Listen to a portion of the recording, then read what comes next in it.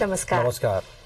नेपाल टेलिभिजनको यो समाचारमा यहाँलाई स्वागत गर्दछु। म बद्रिकाजी गुरुङ र म छहरा दवाडी। समाचार सुरु गरौं प्रमुख समाचारबाट।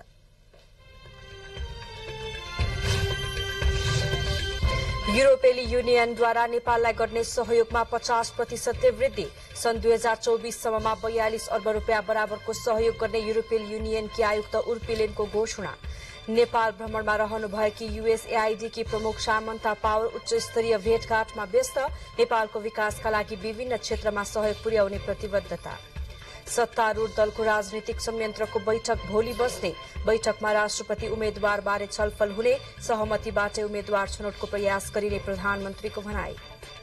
राष्ट्रिय सभा सदस्यमा एमालेका कुमार दसौती निर्वाचित। दसौतीलाई कंग्रेस उम्मेद्वार माधव आचार्यलाई भन्दा 306 मतभार बढ़ी। टर्की र सिरियामा गएको भूकम्पमा परि हालसम्म 9500 भन्दा बढ़ीको मृत्यु। मेडिकल टीम सहितको अत्यावश्यक सामग्री टर्की पठाउने नेपाल सरकारको निर्णय। र बंगलादेशमा जारी साफ अन्डर 20 महिला च्याम्पियनशिपको फाइनल खेल भोलि। उपाधिका लागि नेपालले आयोजक बंगलादेशसँग प्रतिस्पर्धा गर्ने।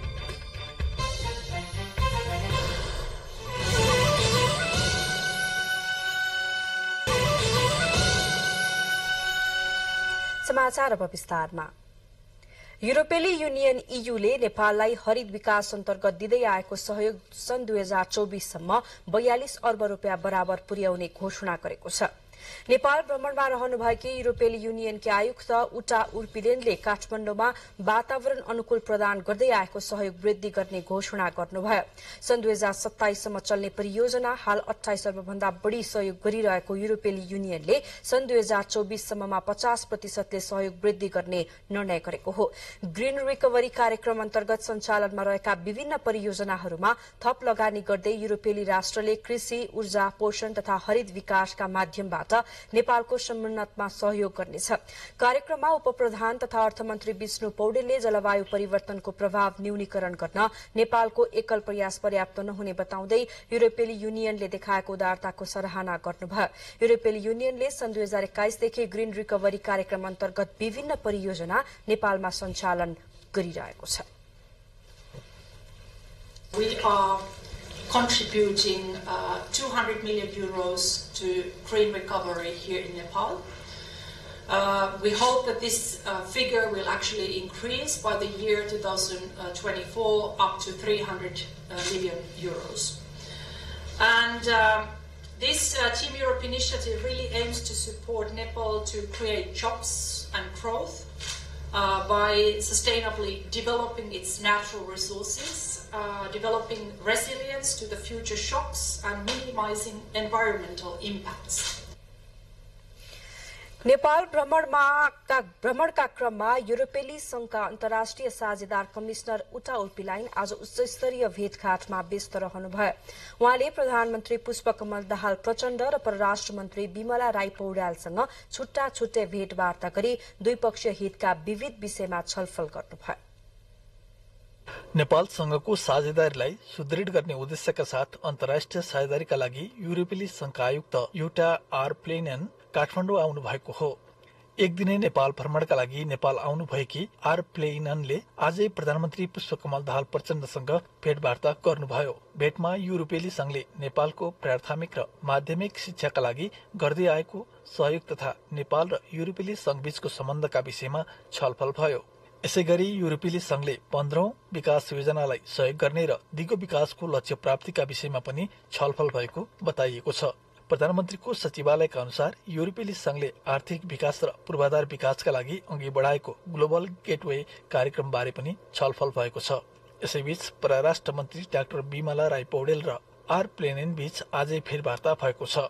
उच्च स्तरीय भेटवार्ता र छलफलसँगै स्वास्थ्य र शैक्षिक क्षेत्रका कार्यक्रममा सहभागी उर्पिलाइनले नयाँ शैक्षिक योजनाका लागि करिब 8 अर्ब रुपियाँ सहयोगको शुभारम्भ गर्नुभयो। सहयोग शिक्षामा बालबालिकाको पहुँच बढाउन र नेपालमा समय अनुकूल शिक्षाको गुणस्तर बढाउन योगदान पुग्ने अपेक्षा गरिएको छ। अन्तर्राष्ट्रिय साझेदारीका लागि युरोपेली आयोगका आयुक्त उर्पिलाइनले आजै परोपकार स्त्री रोग अस्पताल स्थित ह्युमन मिल्क बैंक अमृत कोषको अवलोकन समेत गर्नुभयो।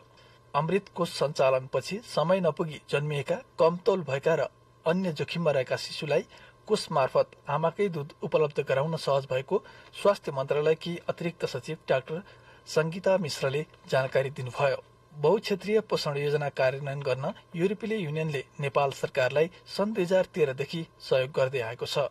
आयुक्त युटा आर प्लेननले नेपालमा आमाले बच्चालाई स्तनपान गराउने संस्कारको प्रशंसा गर्नुभयो। From the European Union's perspective, of course, nutrition has been one of our priorities in general in our long-standing cooperation with Nepal, and it's good to see that here, actually, in this hospital, nutrition and health are very much, I would say, emerged.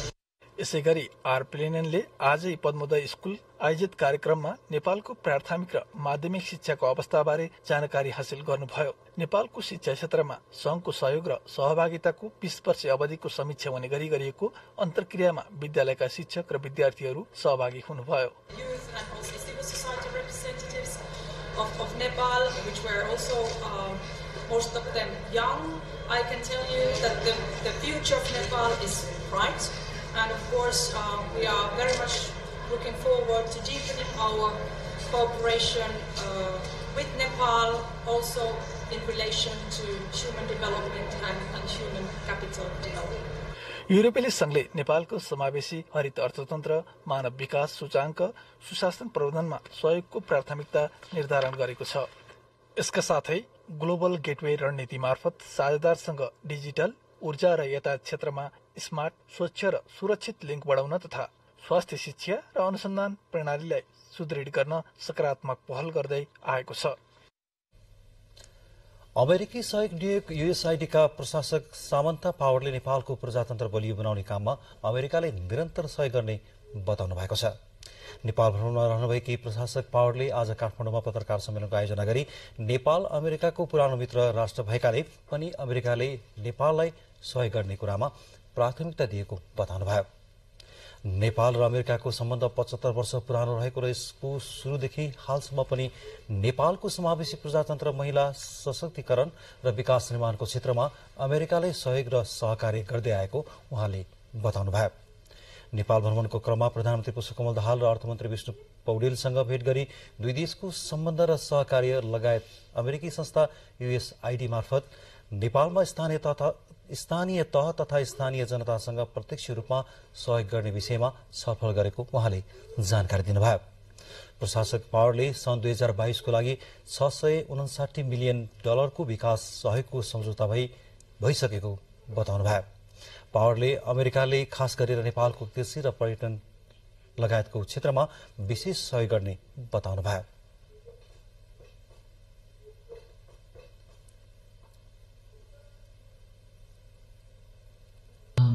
Who started working in agriculture and knows the seasons and what is to be expected, or what for much of his life and much of everyone's life was to be expected, and just spoke with realism about how much has changed for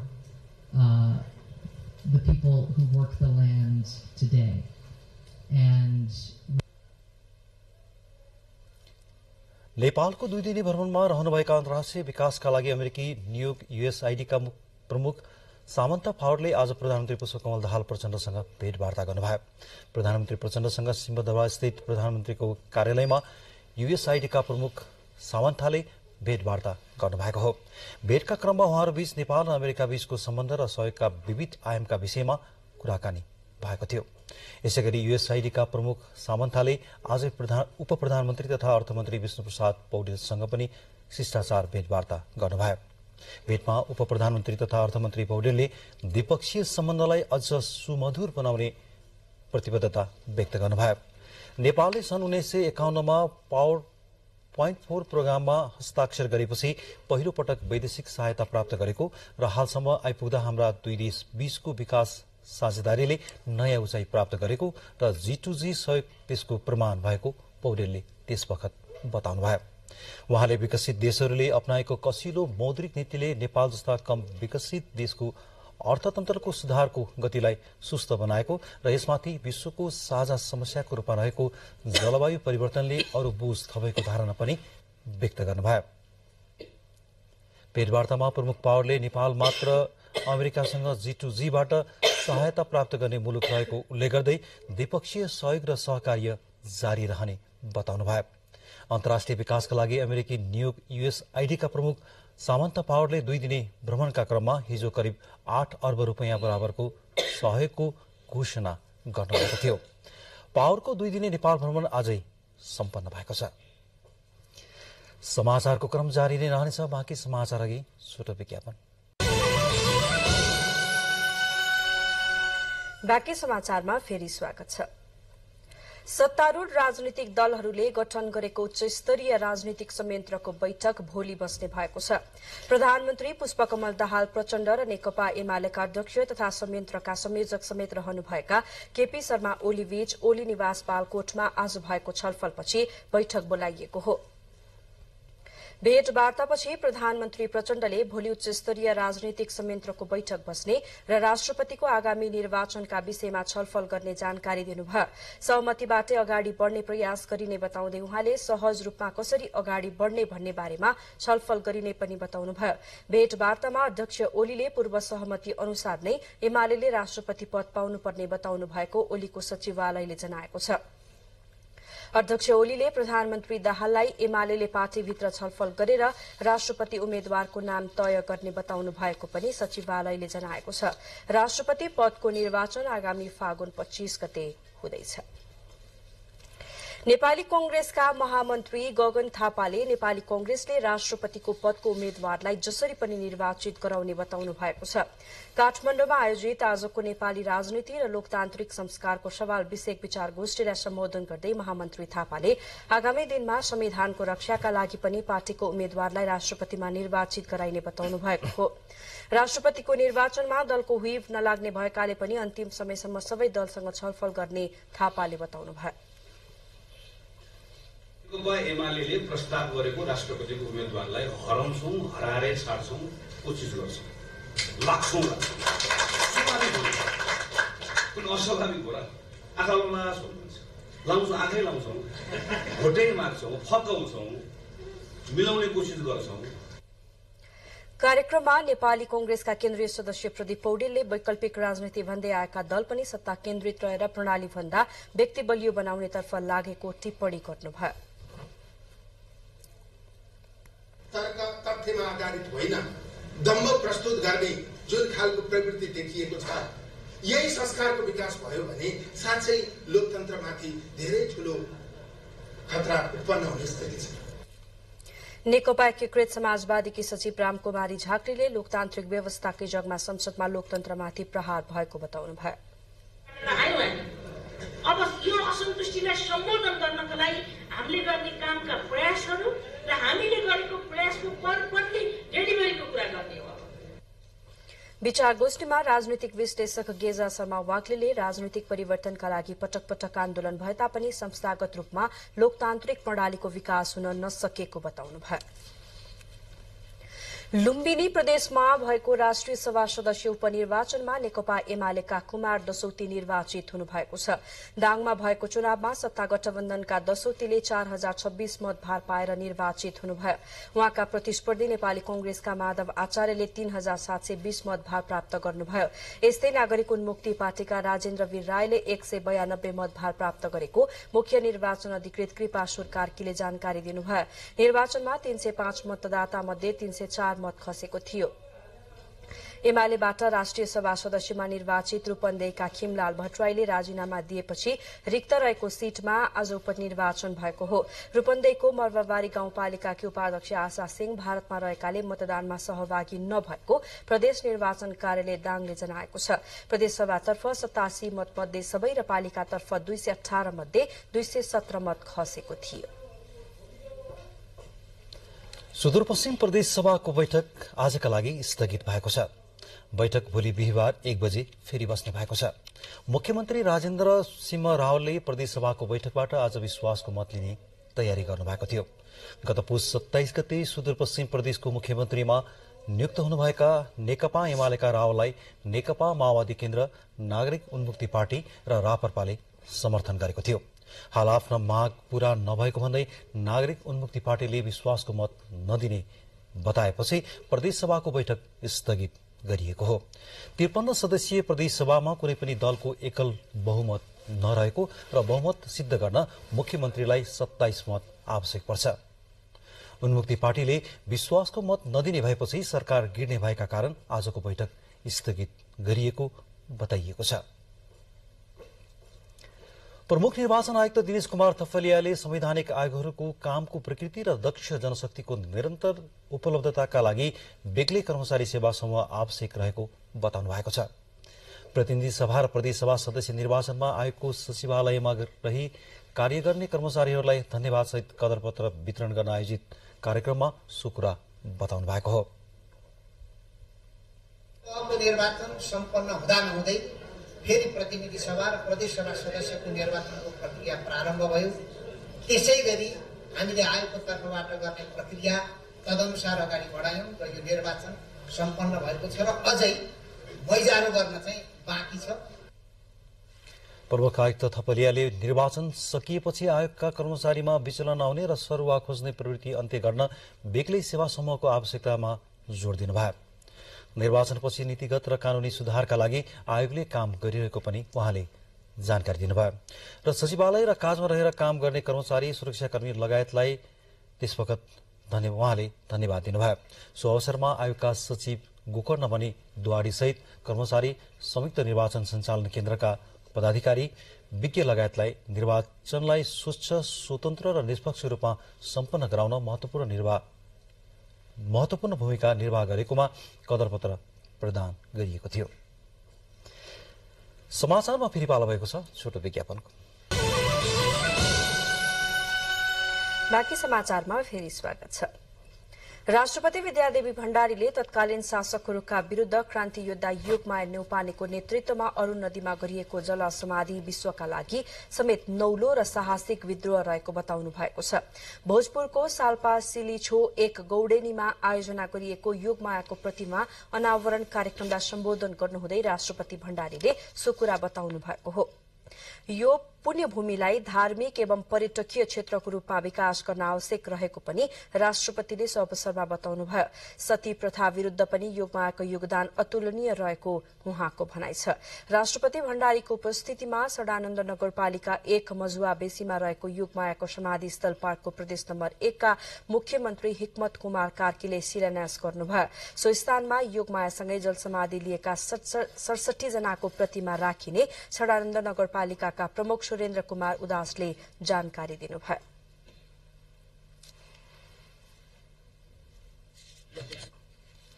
Karnali प्रदेशका मुख्यमन्त्री राजकुमार शर्माले कर्णाली प्रदेशमा रोजगारी सृजना गर्दै विदेशी युवाहरूलाई कर्णालीमै रोक्ने अभियानलाई सरकारले प्राथमिकतामा राखेको बताउनु भएको छ।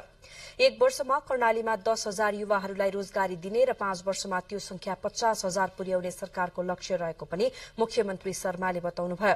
युवाहरूलाई रोजगारीको माध्यमबाट स्वरोजगार बनाउने तयारी अनुसार अर्थ सचिवको नेतृत्वमा खाका निर्माण गर्न टोली बनाई परिचालन गरिएको छ। 1 महिनाभित्र यसको खाका तयार गरेर काम शुरू गर्ने शर्माले बताउनुभयो। प्रदेशको विकास पनि हुने र बेरोजगार युवाहरूले समेत रोजगारी पाउने मुख्यमन्त्रीको भनाइ छ।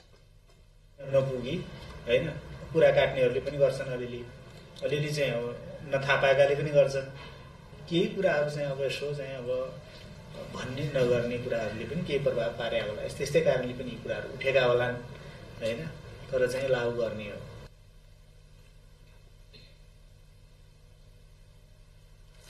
पूर्व पश्चिम राजमार्ग अन्तर्गत विस्तारका क्रममा रहेको नारायणगढ बुटवल सड़क खण्डको काम 4 वर्ष पूरा हुँदा 25% मात्रै पूरा भएको छ। चीनको China State Construction Engineering Corporation लिमिटेडले ठेक्का पाएको 4 वर्षमा 25% मात्रै काम गरेको आयोजनाले जनाएको छ। ठेक्का सम्झौता अनुसार गत साउन 22 मा सड़क विस्तारको काम सक्नुपर्नेमा विभिन्न कारण देखाउँदै निर्माण कम्पनीले 386 दिनको म्याद थप गराएको छ। सड़क विस्तारका लागि सड़क किनारमा रहेका रूखहरू काट्ने, बिजुलीका पुल पुलहरू हटाउने तथा कलबट बनाउने काम पनि भइरहेको आयोजनाले जनाएको छ। ठेकेदार कम्पनीले भने यो वर्ष 50% काम सकाएर आगामी वर्ष आयोजनाको काम सम्पन्न गरेर सरकारलाई हस्तान्तरण गर्ने गरी कामलाई तीव्रता दिइएको दावी गरेको छ।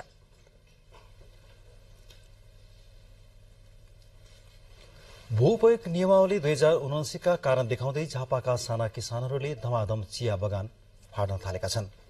जिल्लामा सबैभन्दा धेरै बिर्तामोड नगरपालिका वडा नम्बर 7 मा हरिया चिया बगानहरू मरुभूमि जस्तै बन्न थालेका छन्।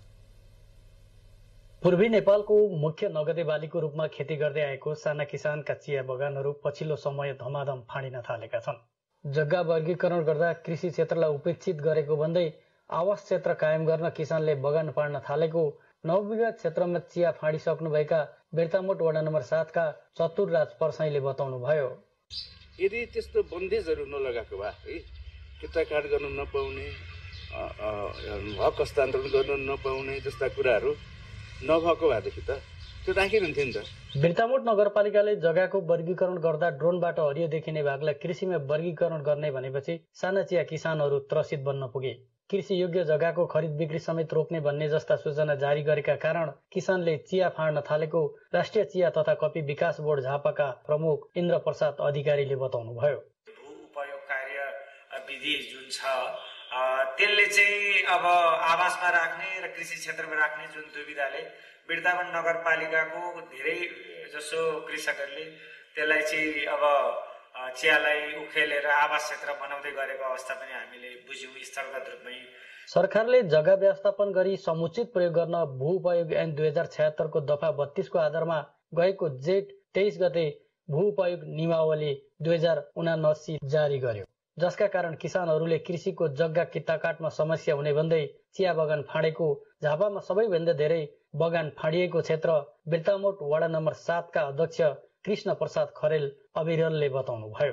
भोलि कृषिमा गइसकेपछि हामी आवासीयमा जान पाइँदैनौँ भनेको कुरा चाहिँ सरकारकै नीति भएको कारणले गर्दाखेरि उहाँमा त्रास भएर करिब 100 बिघाको हाराहारीमा बिर्तामोड 7 मा मात्रै चिया बगानहरू फाडिएको अवस्था छ। झापाको बिर्तामोड नगरपालिका वडा नम्बर 7 को मुसर डाँडा क्षेत्रको चिया बगान क्षेत्र हो। केही समय अघि हरियाली रहेको चिया बगान क्षेत्र अहिले उजाड मरुभूमि जस्तै देखिएको छ। चिया बगानको फडानीले पर्यावरणमा मात्र नभएर स्वयंको रोजगारी समेत गुमेको छ। विकेश लामा, नेपाल टेलिभिजन, प्रदेश नम्बर 1, झापा। झापापछि अब म्याग्दीको प्रसंग। म्याग्दीको बेनी नगरपालिका 1 मा पर्ने रत्नेचौर गाउँ पछिल्लो समय पर्यटकीय गन्तव्य बन्दै गइरहेको छ। रत्नेचौरका खेतबारीमा यति बेला लगाइएको तोरी फुलेर पहेलपुर बनेको छ भने रत्नेचौर क्षेत्र यति बेला आन्तरिक पर्यटकहरूको रोजाइमा पर्न थालेको छ। समुद्री सतहदेखि 792 मिटरको उचाइमा पर्ने रत्नेचौरको खेतबारीमा पहेलपुर तोरी फुलेको छ। खेतबारीमा लगाएको तोरी फुलेर यति बेला रत्नेचौर गाउँ नै पहेलपुर बनेको हो। तोरीले पहेँलै तथा गहुँ र केराउले हरियाली छाएपछि रत्नेचौर निकै सुन्दर, आकर्षक र मनमोहक देखिएको छ। पहेलपुर तोरीसँगै टलक्क टल्कने हिमाल, बीचमा चिटिक्क परेको कालोपत्रे सडक, आसपासको खेतबारीमा लगाएको तोरीमा फोटो खिच्न र टिकटक बनाउन आन्तरिक पर्यटक भुलिरहेका छन्। बेनी बागलुङ सडक खण्ड अन्तर्गत पर्ने भाइरल रत्नेचौरमा तोरी फुलेपछि अहिले तोरीबारीमा फोटो, भिडियो र सेल्फी खिच्ने तथा टिकटक बनाउन पर्यटकहरूको दिनौं भिड लागेको हो। रत्नेचौर घुम्न जाम भनेर अनि घुम्न आइयो, एकदम खुसी भयो। रत्नेचौरको फाँटमा गहुँ र तोरी झुलिरहेको छ भने झुलिरहेको गहुँ र तोरीको सौन्दर्यमा ससाना बालबालिका, युवा युवतीदेखि बुढाबुढीसम्म भुलिरहेका छन्। रत्नेचौरबाट संसारको 7औं अग्लो चुचुरो धौलाइरे हिमाल देखिन्छ। अहिले रत्नेचौरवासीले पोहोरको तुलनामा थोरै तोरी लगाएको भए पनि रत्नेचौर भ्रमण गर्नेहरूको भने आकर्षण बढेको छ। तोरीकै कारणले भाइरल बनेको रत्नेचौर पर्यटकीय गन्तव्य बन्दै जान थालेको स्थानीयवासी बताउँछन्। अस्ति मैले मुस्ताङको पनि आएको देखेँ, काठमाडौँ पोखरादेखि जो यहाँबाट बसै सर जानुभएको उहाँहरूको लिङ्कमा पोखरादेखि काठमाडौँसम्म, भैरवादेखि चितवनदेखि पनि आएर यहाँ यो रत्नेचौरको जुन सञ्चार माध्यमबाट विश्वभरि प्रचार भयो त्यति बेलादेखि नै अहिले यो टाढा टाढाबाट आउने काम भइराखेको अवस्था पनि छ। तोरीबारीको भ्रमणमा म्याग्दीसहित बागलुङ, पर्वत, मुस्ताङ, पोखरा, काठमाडौँ, चितवन, भैरवा लगायत ठाउँबाट पर्यटकहरू आउने गरेका छन्। रत्नेचौर क्षेत्रलाई पर्यटकीय गन्तव्यको रूपमा विकास गर्न स्थानीय सरकारले पनि पहल थालेको छ। आउँदो वर्ष तोरी महोत्सव आयोजना गरिने रत्नचौरका वडा अध्यक्ष टेकबहादुर थापा बताउनुहुन्छ। आगामी साल चाहिँ अब तोरी महोत्सवको चाहिँ प्लान गर्ने चाहिँ योजना पनि बनाएका छन्। वडाले पनि त्यसलाई चाहिँ केही चाहिँ बजेट विनियोजन गरेर चाहिँ तोरी महोत्सवमा चाहिँ सक्दो योगदान गर्ने चाहिँ। म्याग्दीमा रत्नचौरको तोरीबारी लगायत थुप्रै पर्यटकीय क्षेत्रहरू छन्। ती क्षेत्रलाई पर्यटकीय गन्तव्यको रूपमा विकास गर्न स्थानीय सरकार तथा सरकारवाला निकायहरू लाग्नुपर्ने देखिन्छ। प्रताप बानिया, नेपाल टेलिभिजन, गण्डकी प्रदेश, म्याग्दी। म्याग्दीको तोरीबारीको पर्यटन सम्बन्धी यो रिपोर्टपछि अब धनुषाका निर्माण व्यवसायीको गुनासो सम्बन्धी प्रसंग। धनुषाका निर्माण व्यवसायीहरूले आफूहरूले विगत 2 वर्षदेखि भुक्तानी नपाएको भन्दै सरकार विरुद्ध प्रदर्शन गरेका छन्। मध्य प्रदेश सरकारको भौतिक पूर्वाधार विकास मन्त्रालयको कर्मचारी र प्रशासन विरुद्ध उनीहरूले प्रदर्शन गरेका हुन्। मुख्यमन्त्री स्वच्छता अभियान अन्तर्गत 41वटा निर्माण कार्य योजनाहरूको विधिवत ठेक्का सम्झौता भई योजनाहरूको निर्माण सम्झौता बमोजिम गरिरहेको भए पनि सो बापत पाउने भुक्तानी दिन मन्त्रालयका कर्मचारीले आनाकानी गरेको उनीहरूको गुनासो छ। 41वटा योजनामा गरी आफूहरूले पाउनुपर्ने करिब 1 अर्ब रुपियाँ भुक्तानी नपाएको र कर्मचारीहरूले 10% कमिसन माग गरेको निर्माण व्यवसायीहरूले पत्रकार सम्मेलन गरी सार्वजनिक गरेका छन्। समाचारमा फेरि एकपटक मुख्य समाचार।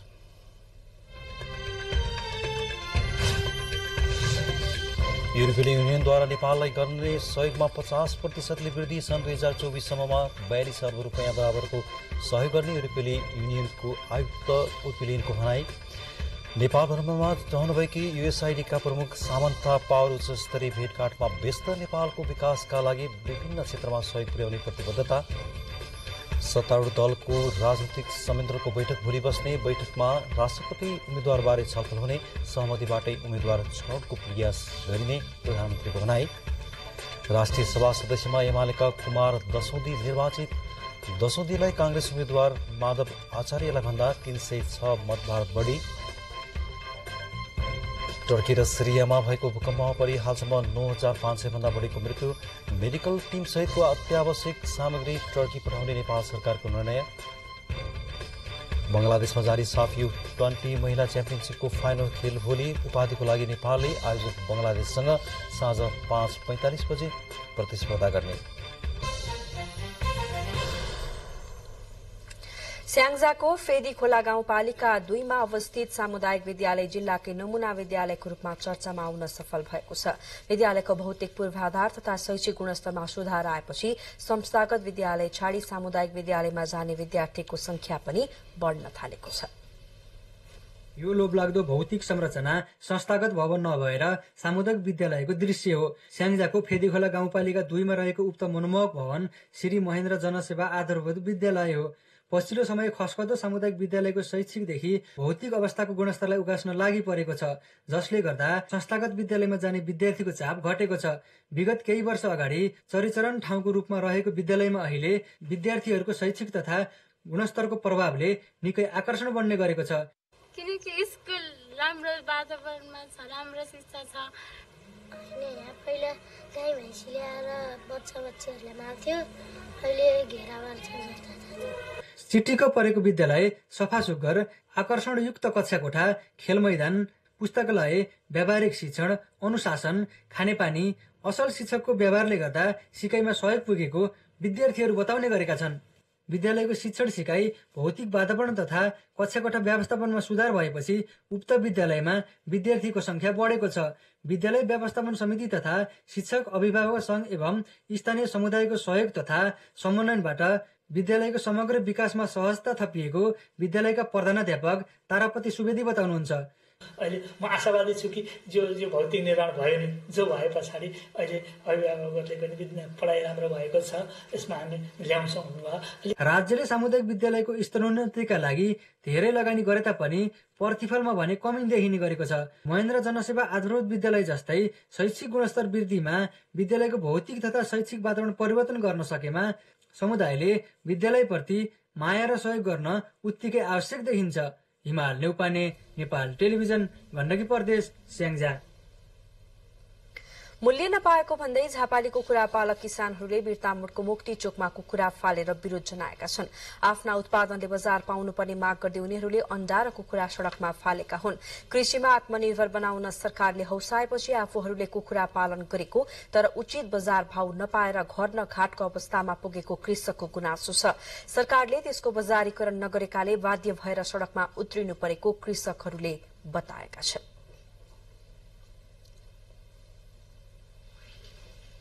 रूपन्देहीको सियारी गाउँपालिका स्थित छपिया स्वास्थ्य चौकीबाट अल्ट्रासाउण्ड भिडियो एक्सरे सेवा शुरू भएको छ। गर्भवती महिला तथा शिशुको जाँचका लागि ग्रामीण अल्ट्रासाउण्ड सेवा सुचारू गरिएको हो। सियारी गाउँपालिकाको पहलमा लुम्बिनी प्रदेश सरकारले अल्ट्रासाउण्ड मेसिन उपलब्ध गराएको हो। अल्ट्रासाउण्ड सञ्चालनका लागि प्रदेश तालिम केन्द्रले सियारी गाउँपालिकालाई छनौट गरी तालिम दिएको गाउँपालिकाका स्वास्थ्य शाखा प्रमुख बुद्धि बहादुर खर्तीले जानकारी दिनुभयो।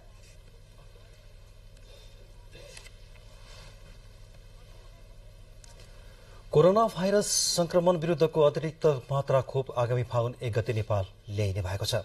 सरकारलाई भ्याक्सिन र खोपका लागि ग्लोबल एलायन्स गाभीले फागुन 1 र 4 गते खोप आउने निश्चित गरेको जानकारी दिएको छ। स्वास्थ्य तथा जनसंख्या मन्त्रालयको स्वास्थ्य सेवा विभागको परिवार कल्याण महाशाखाको अनुसार पहिलो खेप फागुन 1 गते र दोस्रो खेप फागुन 4 गते खोप आउने निश्चित भएको छ। तेस्रो खेपमा आउने खोपको मिति अझै टुङ्गो लागेको छैन। 3 पटकमा 15 लाख मात्र खोप आउने स्वास्थ्य मन्त्रालयले जनाएको छ। छिमेकी देश भारत र चीनमा कोरोना भाइरसको संक्रमण फैलिँदै गएपछि सरकारले गाविसँग 30 लाख मात्र खोप माग गरेको थियो। गाविले कोभ्याक्स सुविधा मार्फत नेपाललाई बुस्टर डोजका लागि फाइजरको खोप उपलब्ध गराउन लागेको हो। अब अन्तर्राष्ट्रिय प्रसंग। टर्कीको पूर्वी भेक र छिमेकी सिरियामा सोमबार गएको भूकम्पमा परि मृत्यु हुनेको संख्या 9000 नागेको छ। टर्कीमा 7000 भन्दा बढी र सिरियामा 2400 भन्दा बढीको ज्यान गएको त्यहाँका अधिकारीहरूले बताएका छन्। टर्कीमा मात्र 40000 भन्दा बढी घाइते भएका छन्। प्रतिकूल मौसमका कारण खोज तथा उद्धारमा समस्या भइरहेको छ। उद्धारकर्मीहरूले भग्नावशेषमा पुरिएकाहरूको खोजी गरिरहेका छन्। 6000 भवन भत्केकाले ज्यान गुमाउनेको संख्या बढ्न सक्ने बताइएको छ। उद्धार तथा राहतको अनुगमन एवं समन्वय गरिरहेका संयुक्त राष्ट्रसंघका अधिकारीहरूले 20,000 मानिस हताहत भएको अनुमान गरेका छन्। भूकम्पबाट अति प्रभावित 10 प्रान्तमा 3 महिने आपतकालको घोषणा गरिएको छ। अन्तर्राष्ट्रिय समुदायले टर्की र सिरियामा राहत सामग्री सहित उद्धारकर्मी परिचालन गरेको छ। बेलायतका नवनियुक्त सत्तारूढ कन्जर्भेटिभ पार्टीका अध्यक्षले टर्कीको अनुरोध अनुसार थप सहायता उपलब्ध गराउने बताएका छन्। यूरोपेली संघ, रूसी महासंघ, इजरायल, चीन, Bharat, Pakistan, Greece, Germany, Lebanon, दक्षिण कोरिया, जापान, अस्ट्रेलियाले पनि आफ्नो सामर्थ्य अनुसार आर्थिक एवं भौतिक सहायता उपलब्ध गराइरहेका छन्। इजरायल, चीन र भारतले चिकित्सक, इन्जिनियर र भारी उपकरणका साथ उद्धारकर्मीहरू परिचालन गरेका छन्। टर्कीमा गएको विनाशकारी भूकम्पबाट प्रभावितको उद्धार, राहत र पुनर्स्थापनाका लागि नेपाल सरकारले मेडिकल टीम र अत्यावश्यक सामग्री पठाउने भएको छ। प्रधानमन्त्री तथा मन्त्री परिषदको कार्यालयमा बसेको राष्ट्रिय विपद जोखिम न्यूनीकरण तथा व्यवस्थापन राष्ट्रिय परिषदको 10औं बैठकले सो निर्णय गरेको हो। बैठकमा प्रधानमन्त्री पुष्पकमल दाहाल प्रचण्डले टर्की नेपालको असल मित्र राष्ट्र भएकाले नेपालका तर्फबाट सम्भव भएसम्मको सहयोग गर्नुपर्ने बताउनुभयो। हिजो हामीलाई पढ्दा टर्की सरकारले सहयोग गरेको प्रसंग उल्लेख गर्दै प्रधानमन्त्रीले टर्की सरकारको दुःखमा राहत पुर्याउन छिटोभन्दा छिटो टोली र प्राविधिक सामान पठाउनु पर्नेमा जोड़ दिनुभयो। बैठकमा उपप्रधान तथा अर्थमन्त्री विष्णु पौडेल, मुख्य सचिव शंकरदास बैरागी, प्रधान सेनापति प्रभुराम शर्मा लगायत समितिका पदाधिकारी र सदस्यहरू उपस्थित हुनुहुन्थ्यो। बैठकले आवश्यक तयारी गरेर छिटोभन्दा छिटो मेडिकल टोली, मेडिकल सामग्री, लजिस्टिक सामग्री र टर्कीको वातावरणसँग मिल्ने खाद्य सामग्री पठाउने निर्णय गरेको छ। समाचारमा आर्थिक समाचार र खेलकुद सम्बन्धी प्रसंग र मौसम सम्बन्धी समाचार बाँकी नै छन्। त्यसअघि छोटो विश्राम।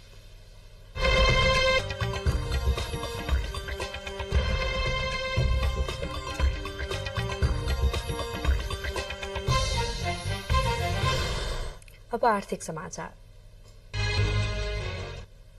नेपाल राष्ट्र बैंकले सम्पत्ति शुद्धिकरण सम्बन्धी ऐन र निर्देशनको उल्लंघन गर्ने 4 वाणिज्य बैंकलाई 50 लाख रुपियाँका दरले जरिवाना तिराएको छ।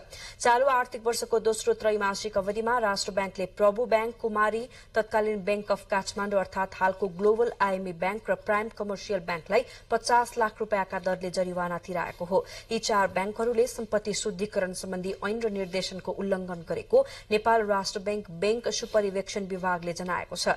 यस्तै मुख्य मापदण्ड पूरा नगर्ने माछापुच्छ्रे, सानीमा, तत्कालीन Nepal investment bank, civil bank, Nabil र प्रभु बैंकलाई पनि कारवाही गरिएको राष्ट्र बैंकले जनाएको छ। यस्तै प्रभु बैंकले बैंक तथा वित्तीय संस्था सम्बन्धी ऐन उल्लंघन हुने गरी तत्कालीन प्रमुख कार्यकारी अधिकृतलाई थप सुविधा प्रदान गरेको देखिएकाले बैंकलाई सचेत गराइएको जनाइएको छ। यसै गरी तत्कालीन Nepal investment bank, Machhapuchchhre bank र सिभिल बैंकका प्रमुख कार्यकारी अधिकृतहरूलाई सचेत गराइएको राष्ट्र बैंकले जनाएको छ। यसै गरी नबिल बैंकले सम्पत्ति शुद्धिकरण तथा आतंकवादी कार्यमा वित्तीय लगानी निवारण सम्बन्धी व्यवस्था अनुसार ग्राहक पहिचान सम्बन्धी व्यवस्था कार्यान्वयन नगरेको भन्दै सचेत गराएको छ। प्रभु बैंकलाई कर्जा सूचना तथा कालो सूची सम्बन्धी व्यवस्था पालना नगरेको पाइएकोले सचेत गराइएको राष्ट्र बैंकले जनाएको छ।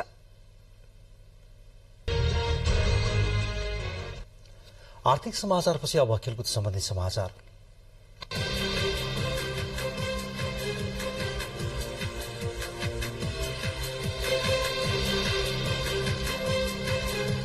बंगलादेशमा जारी साफी U20 महिला च्याम्पियनशीप फुटबलको फाइनलमा नेपालले भोलि बिहिबार आयोजक राष्ट्र बंगलादेशसँग प्रतिस्पर्धा गर्दैछ। ढाका स्थित वीर श्रेष्ठ शहीद सिपाही मुस्तफा कमल स्टेडियममा नेपालले उपाधिका लागि घरेलु टोलीको सामना गर्नेछ।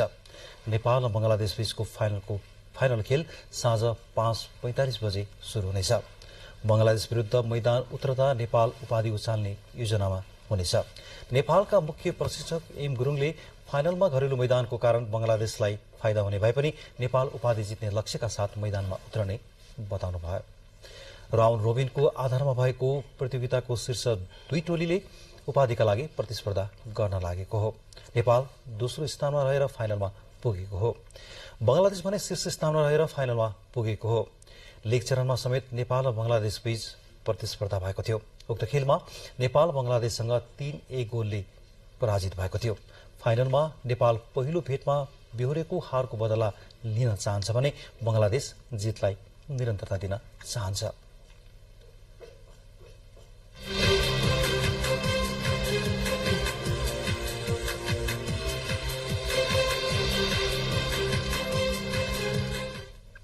अब मौसम सम्बन्धी जानकारी। देशका पहाड़ी भूभागमा आंशिकदेखि सामान्य बदली रही बाँकी भूभागमा मौसम सामान्यतया सफा रहेको छ। आज राति प्रदेश नम्बर 1 गण्डकी प्रदेश र कर्णाली प्रदेशका उच्च पहाड़ी तथा हिमाली भूभागका 1 वा 2 स्थानमा हल्का हिमपातको सम्भावना रहेको छ। भोलि दिउँसो देशको पहाड़ी भूभागमा आंशिकदेखि सामान्य बदली रही बाँकी भूभागमा मौसम सामान्यतया सफा रहनेछ। अब मौसम सम्बन्धी थप विवरण।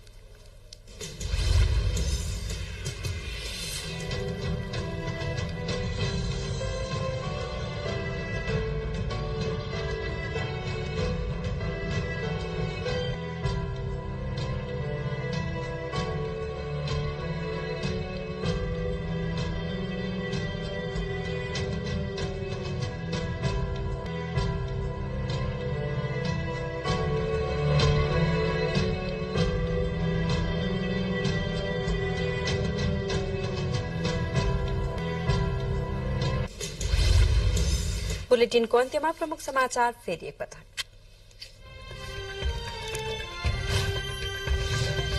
युरोपेली युनियनद्वारा नेपाललाई गर्ने सहयोगमा 50% वृद्धि। सन् 2024 सम्ममा 42 अर्ब रुपियाँ बराबरको सहयोग गर्ने युरोपेली युनियनकी आयुक्त उर्पिलेनको घोषणा। नेपाल भ्रमणमा रहनुभएकी युएसएआईडीकी प्रमुख सामन्ता पावर उच्च स्तरीय भेटघाटमा व्यस्त। नेपालको विकासका लागि विभिन्न क्षेत्रमा सहयोग पुर्याउने प्रतिबद्धता। सत्तारूढ़ दलको राजनीतिक संयन्त्रको बैठक भोलि बस्ने। बैठकमा राष्ट्रपति उम्मेद्वारबारे छलफल हुने। सहमतिबाट उम्मेद्वार छनौटको प्रयास गरिने प्रधानमन्त्रीको भनाई। राष्ट्रिय सभा सदस्यमा एमालेका कुमार दसौती निर्वाचित। दसौतीलाई कंग्रेस उम्मेद्वार माधव आचार्यलाई भन्दा 306 मत भार बढ़ी। टर्की र सिरियामा गएको भूकम्पमा परि हालसम्म 9500 भन्दा बढ़ीको मृत्यु। मेडिकल टीम सहितको अत्यावश्यक सामग्री टर्की पठाउने नेपाल सरकारको निर्णय। र बंगलादेशमा जारी साफ अन्डर 20 महिला च्याम्पियनशिपको फाइनल खेल भोलि उपाधिका लागि नेपालले आयोजक बंगलादेशसँग प्रतिस्पर्धा गर्ने।